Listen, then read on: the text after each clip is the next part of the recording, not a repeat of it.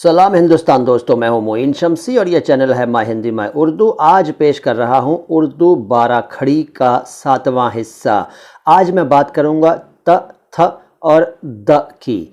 तो शुरुआत करते हैं जल्दी से। और ये देखिए, सबसे पहले जो राइट टू लेफ़्ट चलती है ये आपको मालूम है, मैं बता चुका हूँ और वैसे आप जानते भी हैं। देखिए राइट हैंड साइड पे देखिए त लिखा है। त लिखने के लिए हमें उर्दू में ते पर ज़बर लगा देना है, बस त हो जाएगा। इसके बाद ता लिखने के लिए ते में अलिफ मिला दिया गया है। देखिए जब ते के साथ अलिफ मिलाते हैं तो अलिफ तो पूरा रहता है, लेकिन ते का रूप जो है वो छोटा सा हो जाता है, बदल जाती है शक्ल और फिर ये ता बन जाता है।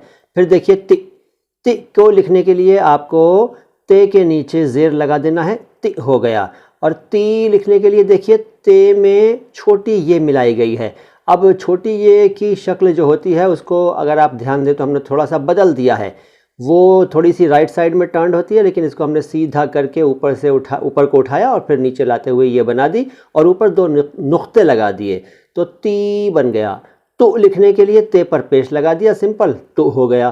तू लिखने के लिए ते वाव उल्टा पेश। और ये मैं पहले भी आपको कई वीडियोज़ में बता चुका हूँ कि इस तरह के शब्दों को हम दो तरह से लिख सकते हैं। ते पर पेश लगाकर वाव भी लिख सकते हैं और ते वाव और वाव पर उल्टा पेश भी लगा सकते हैं। ये उल्टा पेश वाला स्टाइल अरबी से आया है। बहरहाल तो ये हुआ तू। और फिर ते लिखने के लिए देखिए हमने ते में बड़ी ये मिलाई है। बड़ी ये तो वैसे ही रही, लेकिन जब हमने इसमें ते मिलाई शुरू में तो ते के सिर्फ नुक्ते रह गए और बड़ी ये का रूप थोड़ा सा बदल गया और ऊपर से आते हुए नीचे लेफ़्ट टर्न करते हुए राइट टर्न कर गई तो ये ते हो गया।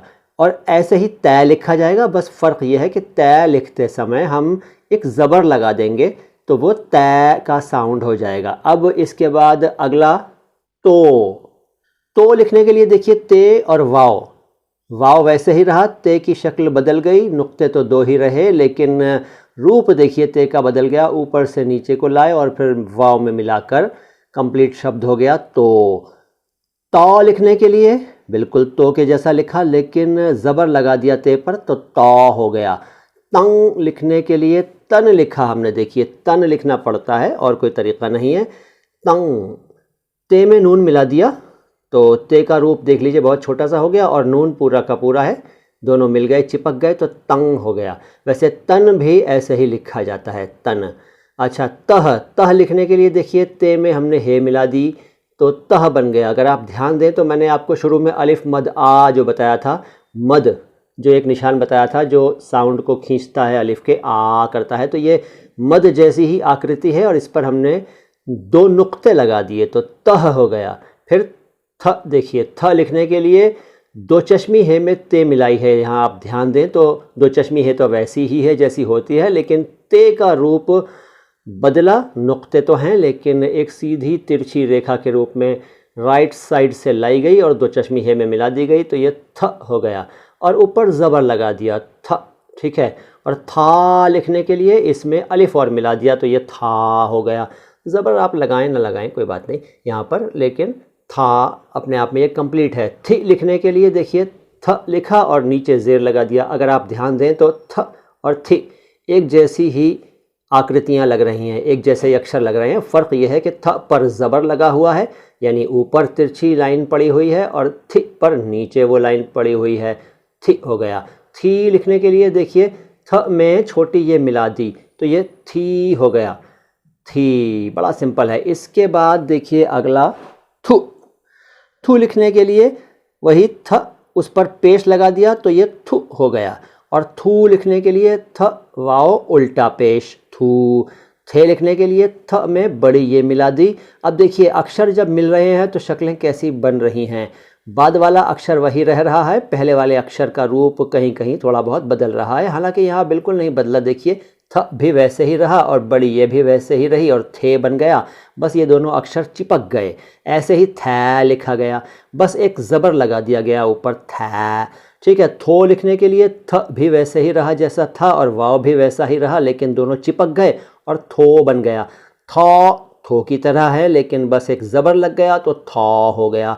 थन लिखना पड़ा क्योंकि थंग लिखने का और कोई तरीक़ा नहीं है उर्दू में, तो थंग को थन लिखा, थ वैसा ही रहा। नून वैसा ही रहा, बस चिपक गए तो थंग हो गया।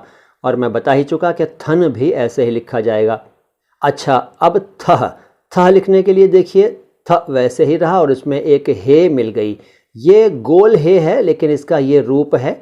जब हम कोई शब्द लिखते हैं तो अगर ये एंड में आ रही है गोल है तो उसका रूप ये हो जाता है, तो ये थ, ठीक है। इसके बाद आगे चलते हैं, द की बात करते हैं। द लिखना भी बड़ा आसान है, दाल पर ज़बर लगा दिया, द हो गया। दा लिखना तो बहुत ही आसान है, दाल और अलिफ एक साथ लिख दिए, चिपक तो सकते नहीं, दा हो गया। दी लिखने के लिए दाल के नीचे ज़ेर लगा दिया, दी हो गया।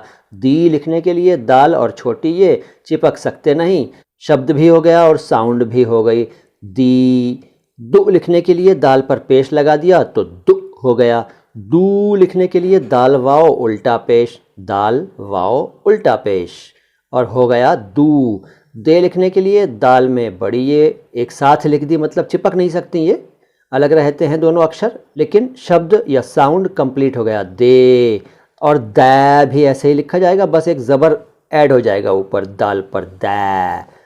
इसके बाद दो लिखने के लिए आपको दाल और वाव एक साथ लिख देने हैं और कुछ नहीं करना है, दो हो गया। और दौ भी ऐसे ही लिखा जाएगा, बस एक ज़बर लग जाएगा दाल के ऊपर, और दंग ऐसे ही लिखा जाएगा जैसे कि हम दन लिखते हैं, दन, दिन, दुन, बस निशान लग जाएंगे वहाँ पर।